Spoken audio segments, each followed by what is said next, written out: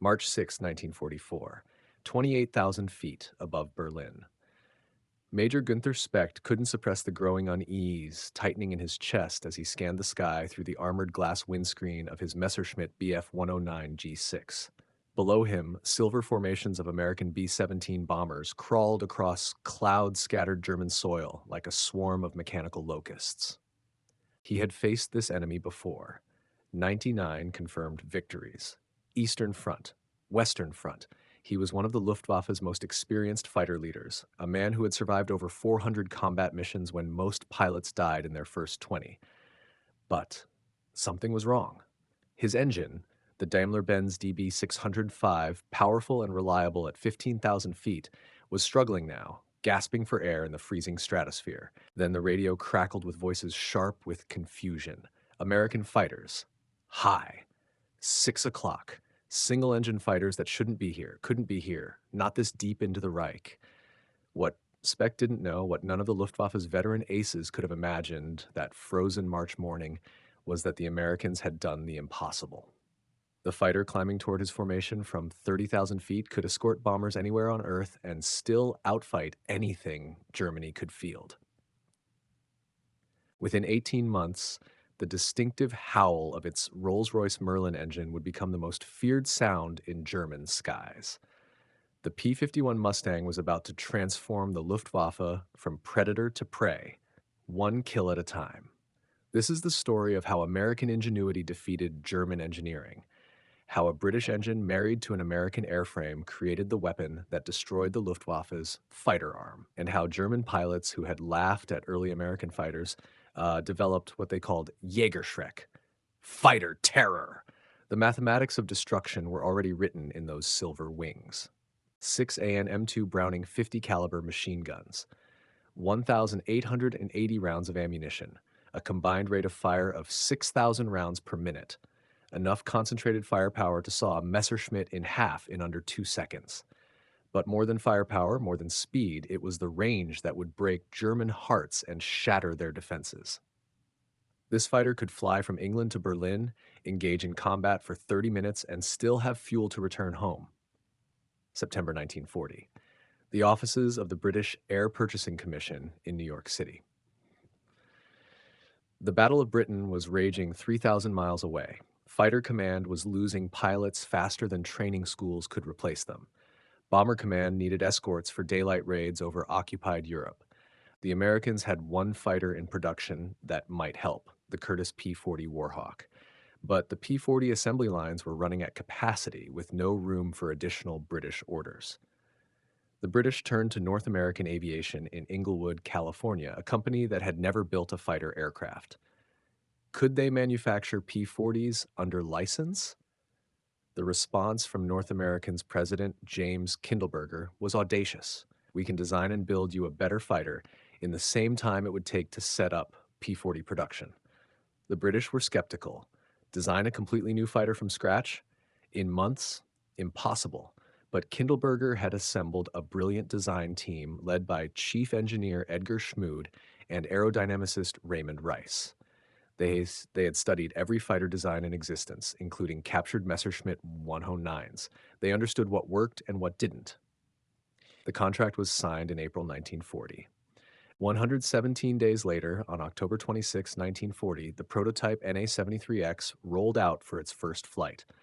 Test pilot Vance Breeze climbed into the narrow cockpit, fired up the Allison V1710 engine, and took the prototype into California skies. What he discovered stunned everyone at the factory. The new fighter was fast, exceptionally fast.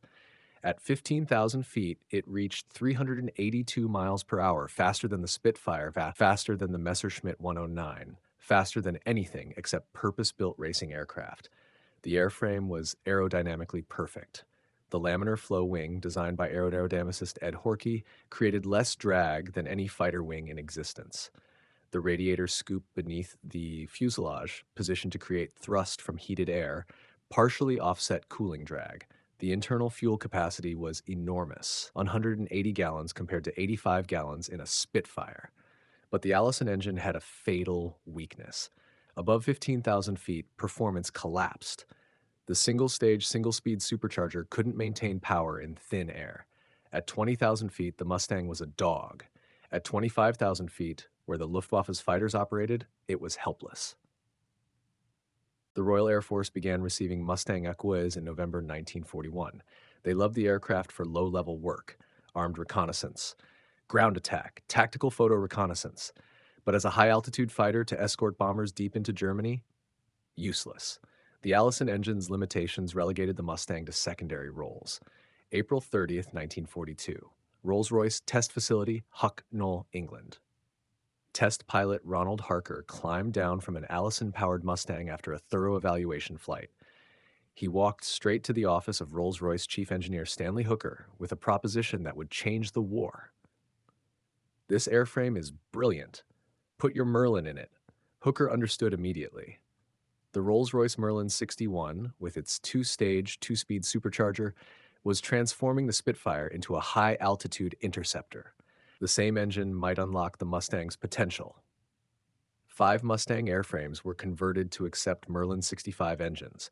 The first, designated Mustang X, flew on October 13, 1942, with Rolls-Royce test pilot Captain Ronald Shepard at the controls. The results were spectacular.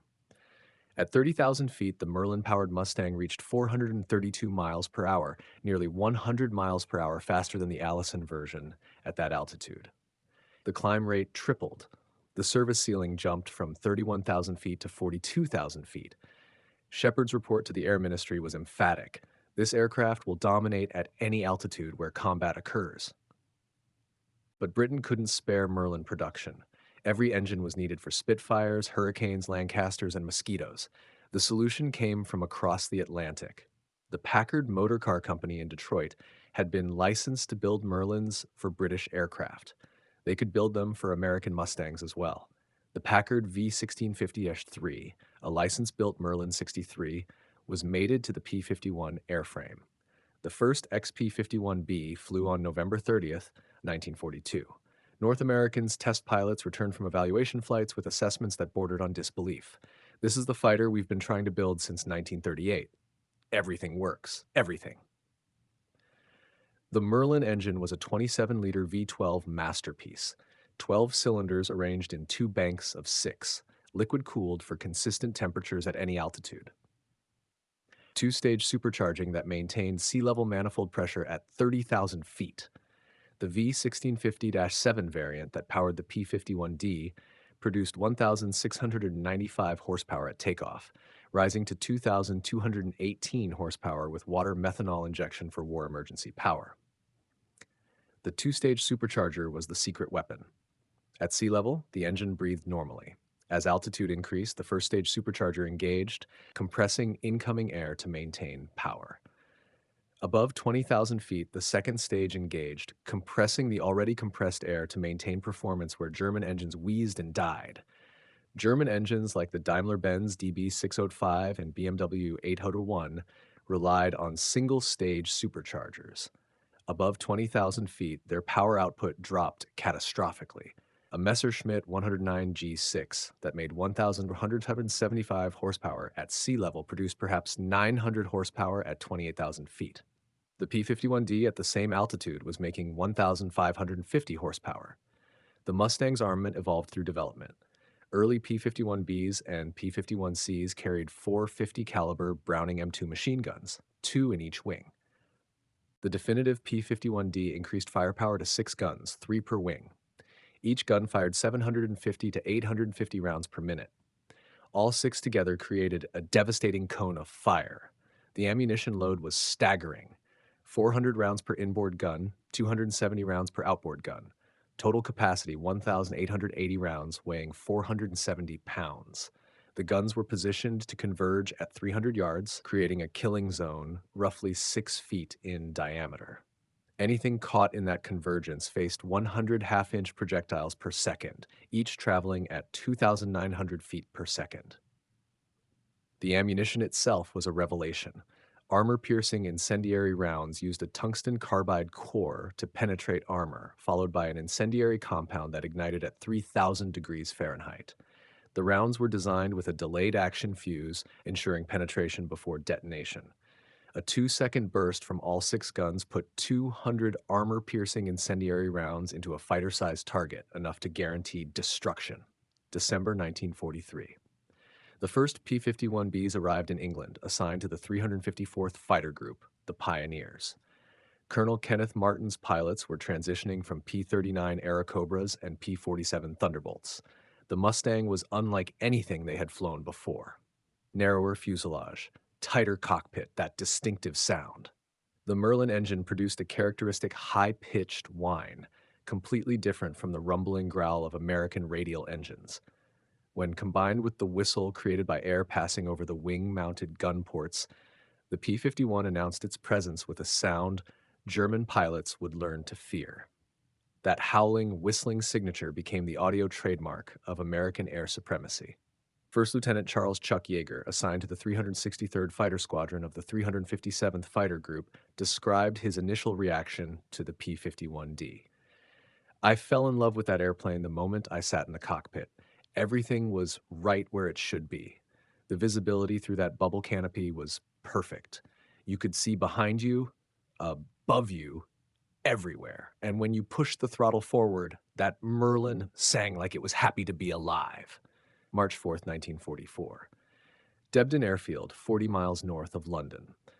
Colonel Donald Blakesley walked the flight line at 0400 hours, watching his pilots prepare for a mission unlike any before attempted. The 4th Fighter Group, composed of the 334th, 335th, and 336th Fighter Squadrons, was about to escort B-17s and B-24s to Berlin. Blakesley's pilots had received their P-51Bs just 4 days earlier. Some had less than an hour of checkout time in the new aircraft. But Blakesley understood what headquarters didn't yet grasp. The Mustang changed everything. Range was no longer a limiting factor. German fighters could no longer retreat to safety beyond escort range.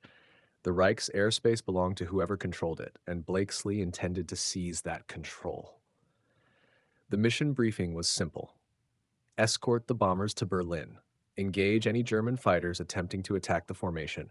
Return to England, the distance over 1,100 miles round trip.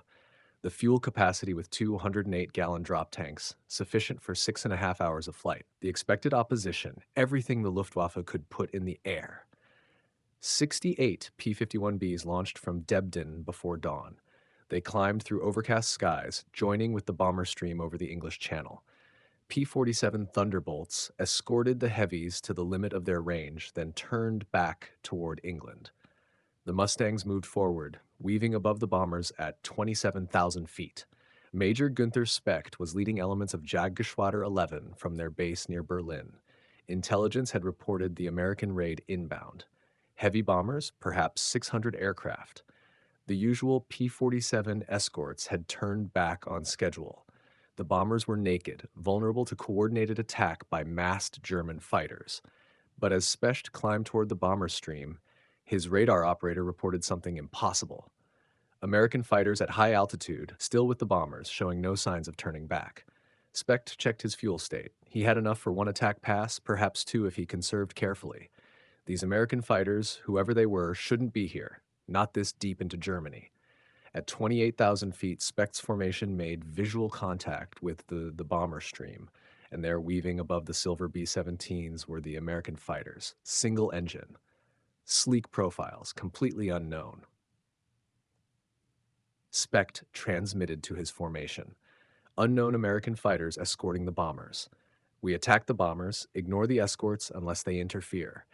Lieutenant Robert Goebel of the 31st Fighter Squadron saw the German formation climbing toward the B-17s from below. He keyed his radio. Bandits, 4 o'clock low, climbing. The 4th Fighter Group rolled over and dove toward the Messerschmitts. What happened next shocked every German pilot who survived. The American fighters didn't just dive, they accelerated past 450 miles per hour, faster than anything the Luftwaffe could achieve, except in a vertical dive. Specht saw them coming, tried to warn his formation. But the Mustangs closed too fast. Goebel selected a Bf-109G struggling to maintain altitude at full power. Range, 400 yards. He thumbed the trigger. 6 50-caliber guns opened fire as one. The convergence pattern, perfectly calibrated, put 60 rounds into the Messerschmitt in just over half a second. The German fighter's fuselage disintegrated, the wings separated, the aircraft became burning debris falling toward Berlin. The engagement lasted 7 minutes. 12 Messerschmitts destroyed. 3 Focke-Wulf 190s torn apart by concentrated 50 caliber fire. Not a single P-51 lost. The German pilots who survived dove away, shocked by the Americans' speed advantage and devastating firepower. They radioed back to their bases with reports that seemed impossible. American single-engine fighters over Berlin, flying as high as we can climb, faster than our best aircraft. This changes everything. Before we continue with how the Mustangs systematically destroyed the Luftwaffe's fighter arm, I want to thank you for taking the time to explore this remarkable story. If you're enjoying this content, please hit the like button and subscribe to the channel. It helps us tell more of these important historical stories. The strategic implications of that March 4th mission rippled through Luftwaffe command.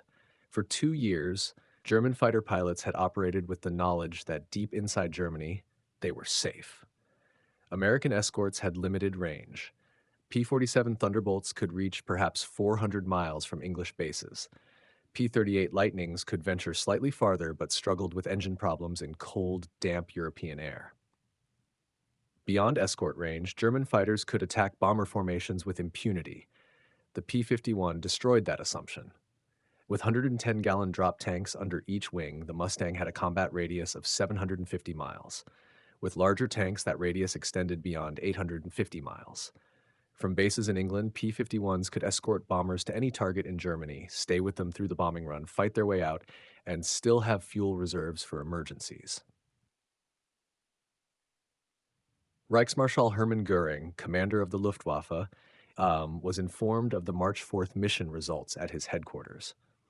His response, recorded by staff officers, revealed the depth of German concern.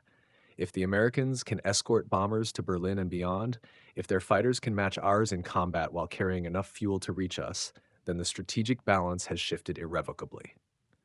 March 6, 1944. Black Monday. Over 800 American bombers struck Berlin with an escort force of over 900 fighters, including 175 P-51Bs and P-51Cs. The Luftwaffe threw everything available into the air. Over 300 German fighters attempted to break through the escort screen and destroy the bombers. The loss rate was catastrophic, but not for the Americans. 69 B-17s and B-24s were shot down, terrible losses that earned the mission its grim nickname. But the Luftwaffe lost 66 fighters in air-to-air combat, with 28 pilots killed outright and another 23 seriously wounded. These weren't replacement pilots fresh from training. These were experienced combat veterans, men with 50, 60, 70 missions of combat experience. Lieutenant Colonel James Howard of the 354th Fighter Group's 356th Fighter Squadron was escorting a bomber formation near Oschersleben when 30 German fighters attacked. Howard's flight was scattered by the initial assault. He found himself alone defending an entire bomber formation against overwhelming numbers. For 30 minutes, Howard attacked every German fighter that attempted to close with the bombers. He shot down 3 Messerschmitts confirmed. He damaged 4 more. When his ammunition ran out, he made mock attacks, bluffing German pilots into breaking off their runs. His fuel dropped to critical levels. His guns were empty. But he stayed with the bombers until other P-51s arrived to relieve him. For this action, James Howard received the Medal of Honor, the only fighter pilot in the European theater to be so honored. February 20 to 25th, 1944. Big week. A coordinated campaign to destroy the Luftwaffe's aircraft production and pilot training infrastructure. Over 3,000 bomber sorties struck factories in Regensburg, Augsburg, Stuttgart, Leipzig, and Gotha. P-51 Mustangs flew escort for every major raid. The statistics from Big Week revealed the Mustangs' dominance. P-51s destroyed 17% of the Luftwaffe's experienced fighter pilots in just 6 days. 17% in 6 days. The German training system couldn't replace those losses. By war's end, average German pilot training time had dropped from 240 hours to less than 100 hours. American pilots arrived in Europe with 400 hours minimum, many with significantly more. The kill-to-loss ratio told the story of overwhelming superiority. In its first 55 days of combat over Europe, the P-51B destroyed 13.1 enemy aircraft per 100 sorties. The P-38 Lightning achieved 4.3 kills per 100 sorties. The excellent P-47 Thunderbolt, 2.7 kills per 100 sorties. The Mustang's combination of range, speed, altitude performance, and firepower made it 3 times more effective than any other American fighter. May 1944. The P-51D variant began reaching operational units in England. This was the definitive Mustang, incorporating every lesson learned from combat operations. The most obvious change was the bubble canopy, replacing the earlier birdcage style that restricted rearward visibility. Pilots could now see 360 degrees, crucial for survival in air combat. The armament increased to 650 caliber guns. The K-14 computing gun sight replaced the earlier reflector sight, automatically calculating lead and deflection for moving targets. Drop tank capacity increased to 110 gallons per wing, extending range even further. And small but critical improvements in the ammunition feed system reduced gun jams that had plagued earlier models.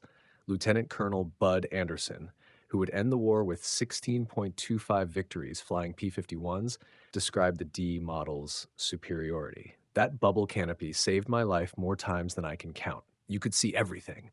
German fighters couldn't sneak up on you from behind. And those 6 guns with the computing sight, if you could see it and get your nose pointed at it, you could kill it. The psychological impact on Luftwaffe pilots was devastating. Captain Eric Brown, Britain's chief naval test pilot who flew both German and Allied aircraft during evaluation trials, interviewed Luftwaffe veterans after the war. Their testimony revealed the terror the P-51 induced. We would see them coming from miles away, that distinctive profile, and we knew if they were escorting bombers, we had to attack through them. If we attacked, many of us would die. If we didn't attack, the bombers would destroy our cities and factories. There was no good choice.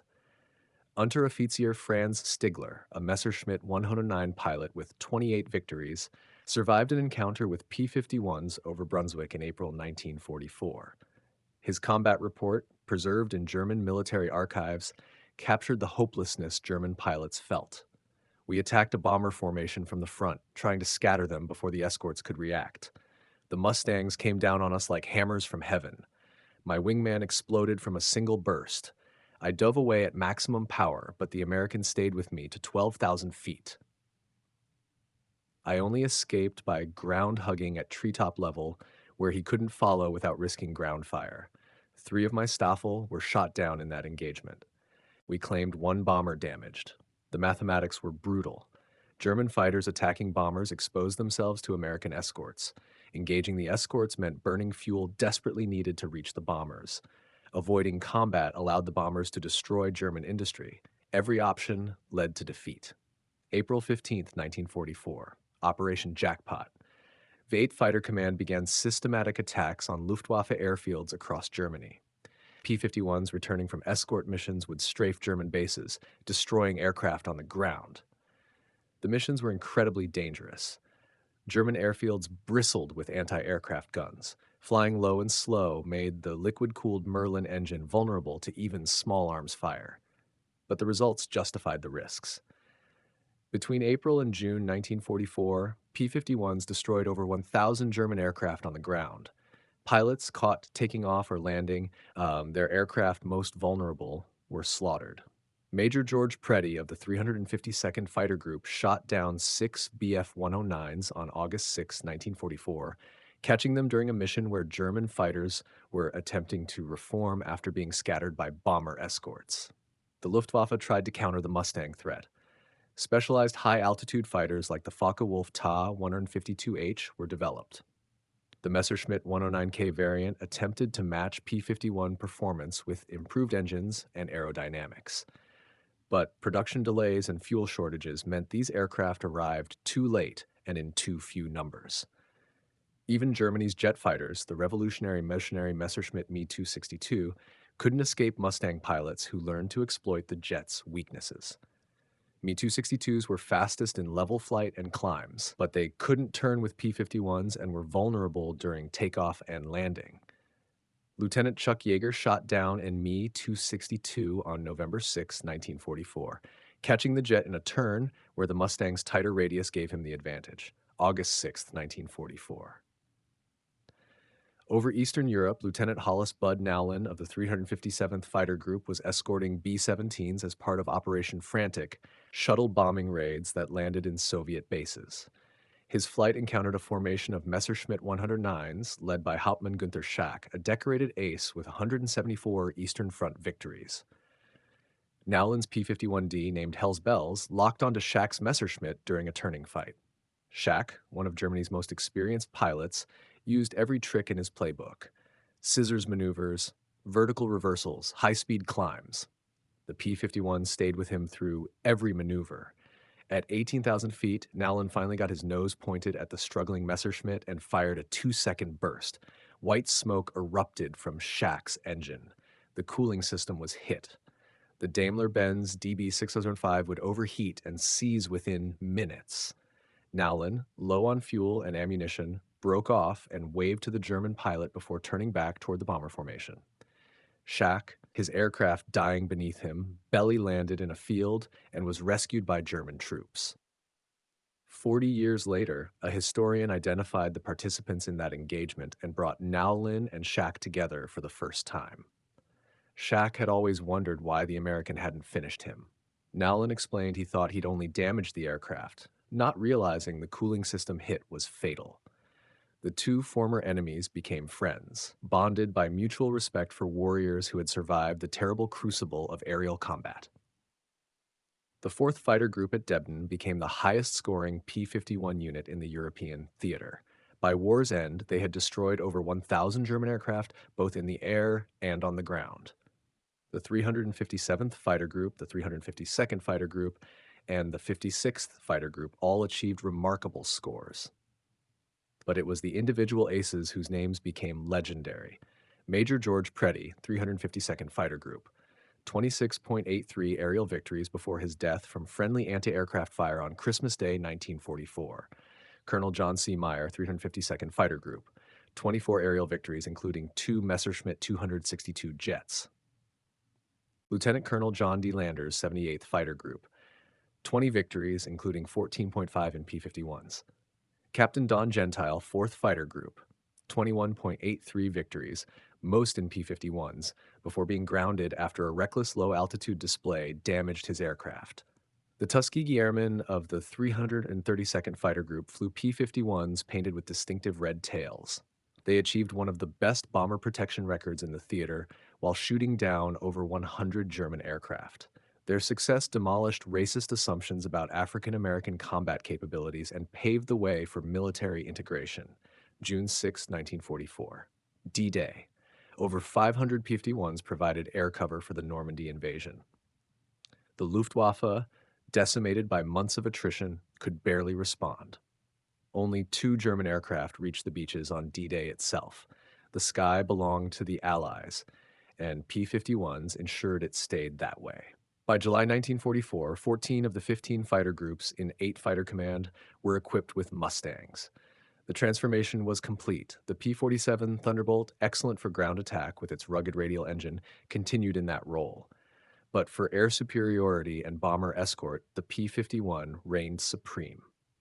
Reichsmarschall Hermann Göring's comment to his staff, preserved in multiple sources, captured German despair. When I saw Mustangs over Berlin, I knew the jig was up.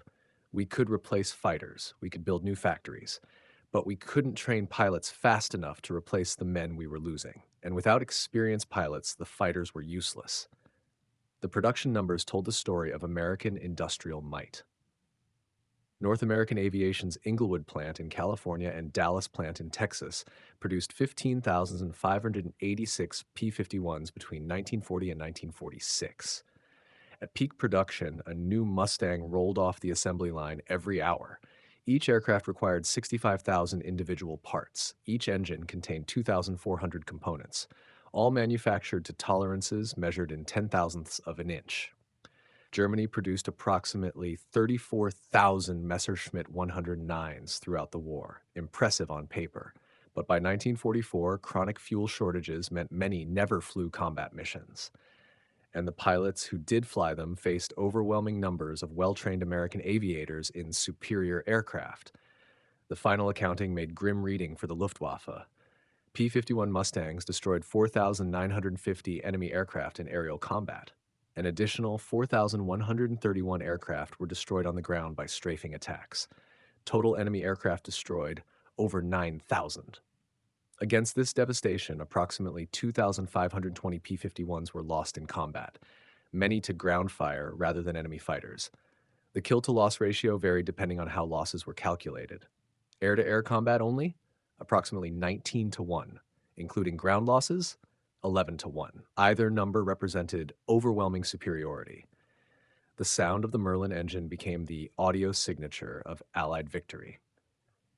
German ground troops learned to identify approaching P-51s by sound alone, that distinctive high-pitched howl that meant death from above. Veterans interviewed decades later recalled the terror of hearing Mustangs overhead, knowing that any vehicle, any defensive position, any movement might attract the attention of those 6.50 caliber guns. Hauptmann Heinz Snoke, a Luftwaffe pilot who survived the war with 33 victories, wrote in his diary about the psychological impact. The sound of their engines haunts us. That whistling howl means the Americans own the sky. We can barely get airborne without being bounced. Our training bases are under constant attack. New pilots arrive with so little experience, they're killed on their first or second mission. The mathematics are simple. We cannot win. The Pacific Theater saw P-51s deployed from Iwo Jima starting in March 1945. Armed with 650 caliber guns and carrying drop tanks, they escorted B-29 superfortresses on missions to Japan. The Japanese, facing fuel shortages even more severe than Germany's, rarely contested these raids. When they did, the Mustang's superiority over the obsolete A6M0 was even more pronounced than its advantage over German fighters. Major William Shomo achieved ace-in-a-day status flying an F-6D reconnaissance variant over Luzon in the Philippines on January 11, 1945. He shot down 7 Japanese aircraft in a single mission, earning the Medal of Honor. The P-51's 6 guns, when perfectly sighted, could destroy a Japanese fighter with a 1-second burst. The lightweight construction that gave the Zero its famous maneuverability made it incredibly fragile under fire. The Mustang remained in frontline service through the Korean War. When North Korean forces invaded South Korea in June 1950, P-51s pulled from storage provided critical close air support until jet fighters could be deployed. They flew ground attack missions, destroying tanks, vehicles, and troop concentrations. But the era of piston-engine fighters was ending. By 1953, jets had replaced Mustangs in all combat roles. In 1985, at a reunion of German and American fighter pilots in Phoenix, Arizona, retired General Adolf Galland, former head of the Luftwaffe fighter arm, was asked about the P-51. His response, recorded on video, revealed the depth of respect Germany's best had for the Mustang. "We made a terrible mistake. We saw this American fighter and assumed it was just another escort with limited range. By the time we understood what it could do, it was too late. The Mustang combined everything we needed but couldn't build: long range, high altitude performance, devastating firepower, and most critically, it arrived in overwhelming numbers flown by well-trained pilots." Galland paused, remembering. "I flew a captured P-51 after the war. The power was incredible. The cockpit was comfortable, visibility perfect, controls responsive. But what really impressed me was realizing that America built over 15,000 of these complex machines while fighting a 2-ocean war. Each one required engines more sophisticated than anything we produced. They built them faster than we could build simple fighters. That's when I knew we never had a chance." The distinctive sound of the Merlin engine, Galland continued, became the audio signature of defeat. When you heard that howl at high altitude, you knew what was coming. Fighters that could follow you anywhere. Guns that could tear your aircraft apart in seconds. The psychological impact was devastating. Men who had faced Soviet fighters without fear developed what we called Jägerschreck, fighter terror, when they heard Mustangs approaching. The technical specifications that made the P-51D the definitive air superiority fighter of World War II bear repeating. Wingspan, 37 feet. Length, 32 feet 3 inches. Height, 13 feet 8 inches. Empty weight, 7,635 pounds. Maximum takeoff weight, 12,100 pounds. Power plant, 1 Packard V65-7 Merlin, producing 1,695 horsepower, 218 horsepower with war emergency power. Maximum speed, 437 miles per hour at 25,000 feet. Cruising speed, 275 miles per hour. Rate of climb, 3,475 feet per minute. Service ceiling, 41,900 feet. Combat radius with drop tanks, 750 to 850 miles. Ferry range, over 1,600 miles. Armament, 6 AN M2 Browning 50 caliber machine guns with 1,880 rounds total ammunition. The bubble canopy introduced on the P-51D provided 360-degree visibility that saved countless lives. Pilots could see threats from any direction. The K-14 computing gun sight automatically calculated lead and deflection. Point the reticle at the target, squeeze the trigger, watch the enemy aircraft disintegrate. The legacy of the P-51 Mustang extends far beyond its combat record. It proved that American engineering, when properly applied, could match or exceed anything the enemy produced. It demonstrated that industrial capacity, properly mobilized, could bury opponents under an avalanche of production.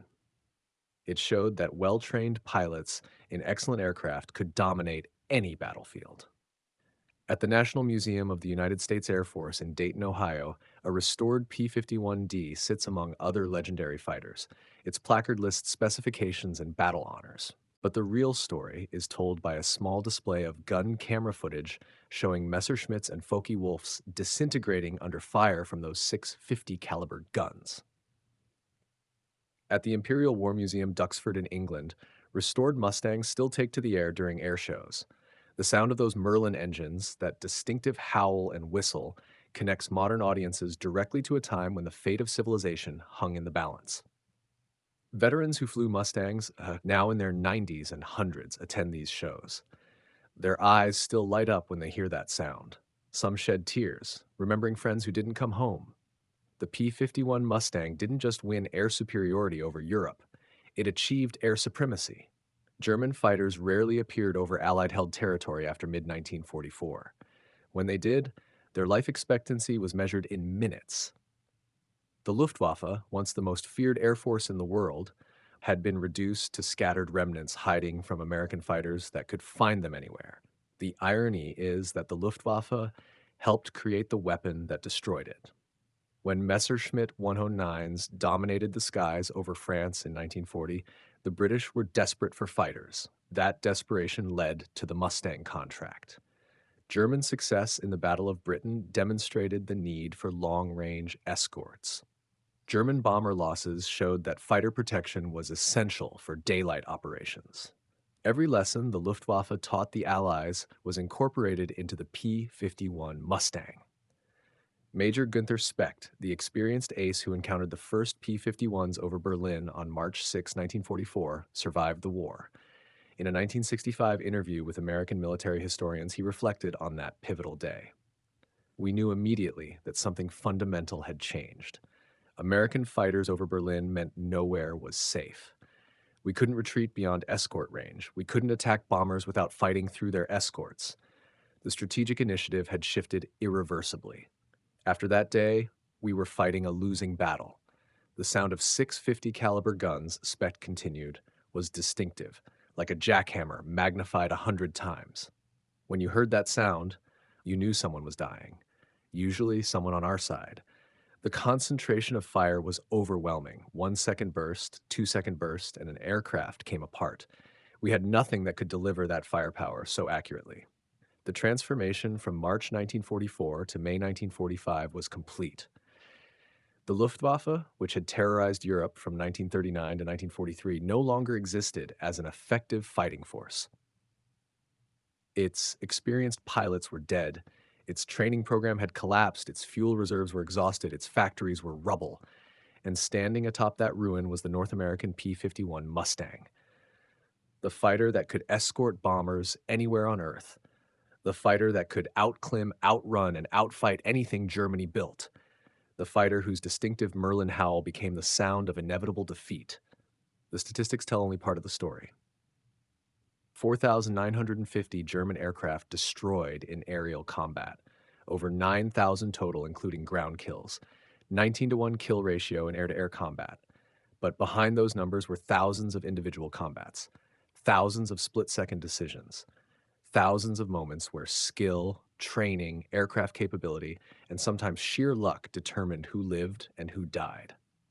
The P-51 Mustang represented the convergence of American industrial might, British engineering genius, and hard lessons learned in combat. It was the right aircraft at the right time, flown by the right people, and it changed the course of the war. When the last operational P-51 was retired from service in 1984 by the Dominican Republic Air Force, an era ended. But the legacy lives on. In museums where restored Mustangs preserve history for future generations. In air shows where the sound of Merlin engines still thrills crowds. In the memories of veterans who flew them and the historians who study them. The German pilots who faced Mustangs in combat spoke with one voice in the decades after the war. We respected the Spitfire. We feared the Thunderbolt's ruggedness. But the Mustang ended us. It went everywhere we went. It flew higher than we could. It fought harder than we could. And when we heard that distinctive howl at altitude, we knew the hunters had become the hunted. The Merlin engine's sound, that characteristic high-pitched whine combined with the whistle of air over gun ports, became the audio signature of doom for the Luftwaffe. Veterans described it as the sound of death approaching. The sound that meant nowhere was safe. The sound that announced the end of the Third Reich's aerial dominance. The P-51 Mustang earned every accolade, every tribute, every word of praise ever spoken about it. Because when it mattered most, when the outcome of the war hung in the balance, the Mustang delivered. It escorted bombers that destroyed Germany's war machine. It shot down fighters that defended German skies. It strafed airfields, trains, vehicles, and troops. And it did all this while bringing more pilots home safely than any other fighter in the European theater. The rugged Merlin engine could absorb battle damage and keep running. The sturdy airframe could take hits that would down other fighters. Pilots who should have died in lesser aircraft climbed from bullet-riddled Mustangs and flew again the next day. The North American P-51 Mustang, the fighter with a British heart and American soul, the aircraft that turned the tide in Europe's skies, the weapon that proved German engineering could be matched and exceeded, the machine whose distinctive Merlin howl became the last sound thousands of Luftwaffe pilots ever heard. If you found this story compelling, please consider subscribing to the channel. We bring you the untold stories of World War II's most remarkable machines and the people who flew them. Thank you for watching.